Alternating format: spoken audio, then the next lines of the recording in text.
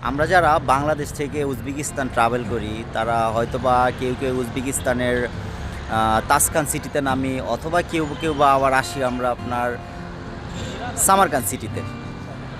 তো উজবেকিস্তানের এক একটা সিটিতে এক একটা জায়গা দেখার মতো।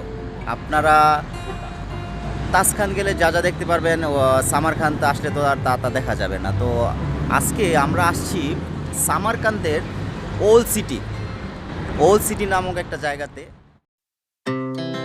Our hearts beat to the city streets. We began to feel the fire. We rise like tall buildings as the chemicals they take us higher. The night's young and it's just begun.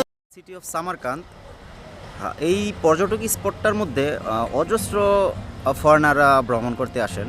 আমার দেখা মতে আমি Uzbekistan যতটুকু explore করতে পারছি তার মধ্যে এই যে স্পটটা আছে, the old city of Samarkand, Registan square, এই যে এরিয়াটা, এটার মধ্যে সব থেকে বেশি ফরেনার আমি দেখতে পারছি।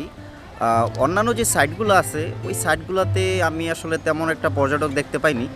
তবে এখানে আসার পর এখানে 78% পর্যটকই ফরেনার। অন্যান্য দেশের যেমন আমাদের বাংলাদেশ অথবা ইন্ডিয়ার তেমন দেখা যাচ্ছে না। বাংলাদেশ এবং ইন্ডিয়ার পর্যটক খুব কমই, বাইরের দেশের পর্যটকগুলা খুব একটু বেশি। আর রেগিস্তান স্কোয়ার থেকে শিয়াব বাজার যাওয়ার জন্য এই যে মেন স্ট্রিটটা দেখা যাচ্ছে আমার পিছনে, এখান দিয়ে যেতে হয় মোটামুটি 20 থেকে 25 মিনিটের মতো হাঁটতে হয়।